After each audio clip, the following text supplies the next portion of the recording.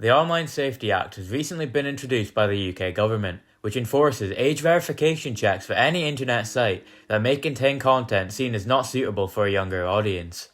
And as the influence of the Act passes into other countries' legislation, such as Australia and seemingly America in the near future, public outrage and discussion surrounding the Act only grows further. Age verification brought about by the Act seems to affect new things by the day. For example, you will have to verify your age with Microsoft via face scan or presenting a valid ID to access certain Xbox Online features. All of this leading into the main discussion of this video. But before we get into it, I feel it's important to say that this is by no means the fault of Rockstar, as they are simply complying with the law.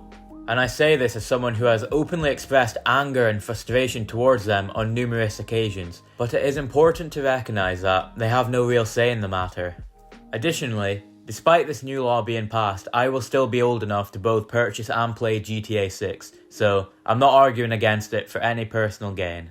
But anyway, according to TezFunds2, who is an incredibly reliable source of Rockstar information, he says that age verification will soon be needed in order to access certain online features of GTA, which will mean that these age verification checks will definitely be in order by the time GTA 6 rolls around, which by then will most likely completely prohibit underage players from accessing online due to the controversial content it contains.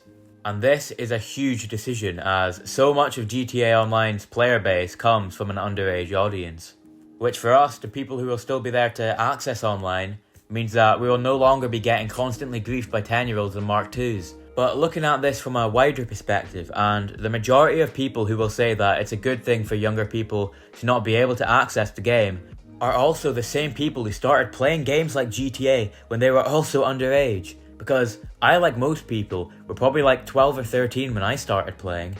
And a lot of my best memories of gaming and growing up as a whole came from GTA when I was younger. So it's definitely a shame that many people will not be able to experience that if worse comes to worse and GTA 6 is completely prohibited from those under the age of 18. Another issue that everyone shares regarding the age verification process is where their data actually goes. Because our biometric data and the photos of our IDs that we send in to complete these age verification checks is outsourced to a variety of private third-party companies. This is problematic for a number of reasons, obviously. We have no idea the terms of service of these organisations, so we have no real idea of what they will do with our data. They could very well just be reselling our data to other organisations, and we would be none the wiser. But what concerns me the most is the possibility of data leaks, as they become more and more common in this modern age. We hear all the time about data leaks, so if one of these organisations experience one, then all of our biometric data and our personal documents such as IDs and passports will all just be out there, just waiting for someone with malicious intent to use. And if you are thinking of just using your parents' ID to make it past these age verification checks, I would just like to make you aware that there are systems in place which analyses your data in order to identify those suspected of using another person's identification. And if they are found out to be doing this, then there could be some real serious consequences. The only real workaround here is a VPN to move your location to a different country, but that will be insufficient if it is decided that all users have to go through age verification, and not just those in the UK, Australia, and most likely the US. Something else people point out as well is that it's not the government's job to decide what people's kids are exposed to online, and it should be a decision left solely to the parent. Now, in a lot of cases, especially in today's society, we see a lot of inadequate parents who don't bother to monitor their child's online activities. But to those who are actively engaged with their children's activities online, I think it is unfair to strip them from choosing what their children are exposed to, as at the end of the day, it is their responsibility to decide. For example, if a parent believes that their kid is mature enough to play GTA at 16 years old, then they should be allowed to, despite the game's rating. And something that I find quite ironic is how, in the UK, the voting age has been lowered to 16, whilst at the same time, the government is removing the online rights of people that age. And I really do think that is quite the interesting move, and if I am correct on this matter, really shows the incompetence of the UK government.